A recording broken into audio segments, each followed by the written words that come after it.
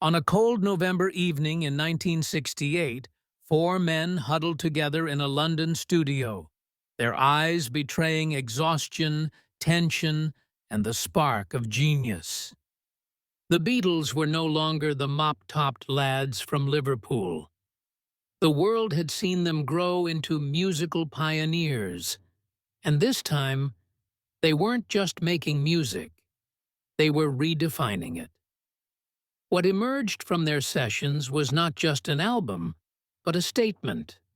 A sprawling, unpredictable collection of 30 tracks, simply titled The Beatles.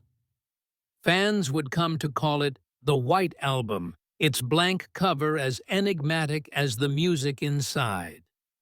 The journey to this album had been anything but smooth.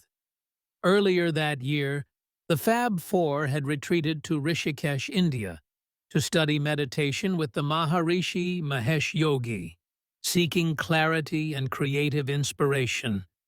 It was meant to be a peaceful escape from the madness of Beatlemania, but even paradise has its cracks. Discontent brewed among the bandmates, and tensions began to rise. By the time they returned to England, they were armed with dozens of songs, some playful, others biting, many deeply personal. Recording sessions for the album turned into a battlefield of egos. John Lennon brought along Yoko Ono, who sat by his side, her presence breaking the unspoken rule of keeping personal lives out of the studio.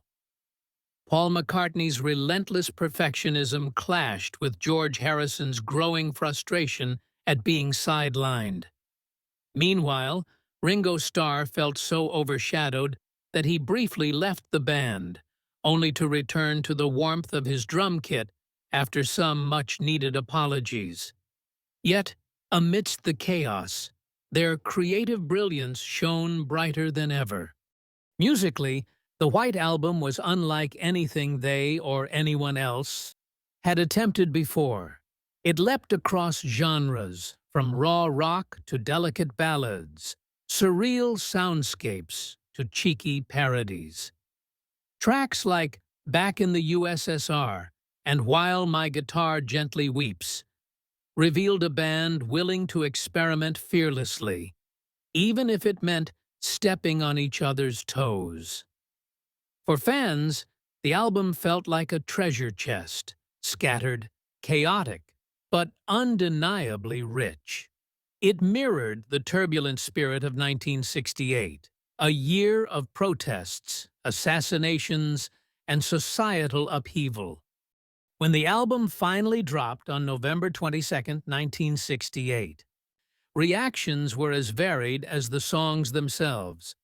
Critics debated whether its sprawling nature was brilliance or indulgence, while fans dissected every lyric and chord. But one thing was clear. The Beatles had delivered a masterpiece that wasn't meant to be understood all at once. It was messy, it was bold, and it was utterly unforgettable, just like the band themselves.